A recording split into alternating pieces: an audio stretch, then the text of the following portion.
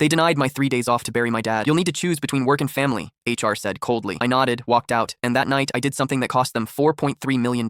I'm Marcus, 31, senior compliance officer at a pharmaceutical company called Biomark Solutions. Dad was a firefighter for 28 years before lung disease forced him to retire. Raised me alone after mom left, never complained. The call came Tuesday morning. Dad's neighbor found him collapsed in his kitchen. Pulmonary embolism. I walked straight to Janet's office. Vice President of Human Resources, 12 years there. I need 3 days off starting tomorrow. My father died this morning. Funeral's Friday. She didn't look up. We're in the middle of the Nexus audit. You know how critical this is. The funeral is Friday at 2 p.m. I need time to handle his estate. He lived alone. Janet finally looked at me. Marcus, we're 3 weeks from closing the biggest acquisition in company history. Nexus is paying $47 million for us, and you're the only person who knows our compliance documentation inside and out. If that audit fails, the deal dies. My father just died. I understand that's difficult, but you'll need to choose what's more important right now. Something in me went very cold. One day, she repeated, or attend the funeral virtually and work from your phone. I pulled out my phone and took a screenshot. I quit, effective immediately. Her face changed. Marcus, let's not be hasty. Check my employment contract. Section 14. Clause C. Any voluntary resignation voids my non-compete and releases me from the acquisition transition agreement. I watched her face go white. When Biomark started acquisition talks with Nexus last year, they needed someone to document all our compliance processes. I'd spent 8 months building a 400-page manual that was literally the only thing standing between Nexus and a compliance nightmare. The transition agreement said I'd stay through the acquisition and train Nexus staff for 6 months. If I left voluntarily before closing, the agreement was void, and I was the only person who understood our system. You can't do this, Janet said, standing up. My father died. You told me to choose. I chose. I walked out, drove to Dad's house, spent 3 hours calling funeral homes. My phone started ringing around noon. Richard, our CEO. I declined. He called again. Declined. Then Janet.